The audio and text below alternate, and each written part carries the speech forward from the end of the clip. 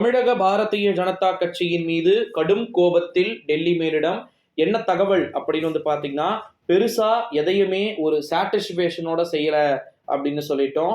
குறிப்பா வந்து பாத்தீங்கன்னா, தமிழ்நாட்டுல 25 தொகுதிகள்ல ஆட்சிக்கு வருவோம் அப்படின்னு சொல்லிட்டு பிஜேபி வந்து சொல்றாங்களாம். ஆனா அந்த ஒரு சூழ்நிலையிலே 25 தொகுதிகள் மட்டும் அல்ல, ஒரு டபுள் டிஜிட் சீட்டு கூட வராது, 3 சீட்டு தான் உறுதி அப்படின்னு சொல்லிட்டு உறுதியான ஒரு சர்வே.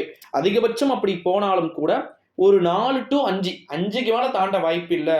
அப்போ இவ்வளோ பண்ணியும் இவ்வளோ டஃபஸ்டான காம்படிஷன்ல கூட திமுகவை நம்ம ஒரு 10 தொகுதிகள் கூட, அதாவது கிட்டத்தட்ட வந்து பார்த்தீங்கன்னா எடுக்க முடியல அப்படின்னா, திமுகவினர் நம் முகத்தில் காரி துப்பாத குறையாகத்தானே பேசுவார்கள் அப்படின்னு சொல்லிட்டு பிஜேபி தலைமை மேல ரொம்பவே கோபத்தில் இருப்பதாக தகவல்கள் அப்படின்றது வெளியாகி கொண்டிருக்கக்கூடிய ஒரு வேளையிலே, ராகுல் காந்தி ஒரு முறை வந்தாலும் அவ்வளவு கூட்டத்தை கூடுகிறார்.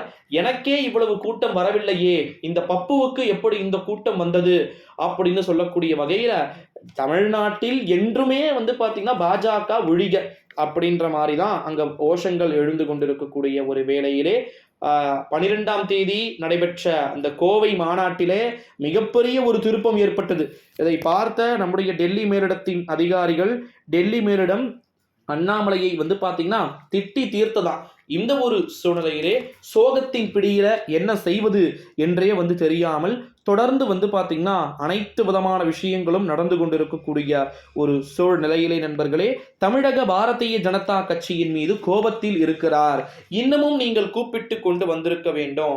திமுகவினர் எப்படியோ கூட்டத்தை கூட்டுகிறார்கள் என்று வைத்துக் கொள்வோம். கூட்டத்தை கூடினாலும் அவர்களுக்கு இன்று கூட்டம் வருகிறதே அப்படின்னு சொல்லிட்டு நம்முடைய மோடிஜி அவர்கள் ஒரு புறம் சொல்ல, ஜி பார்த்து பண்ணிக்கலாம் விடுங்க அப்படின்னு சொல்லிட்டு அடுத்த கூட்டத்தை கிழிப்பீங்க. அதான் எலெக்ஷன் டேட்டே வரப்போகுது.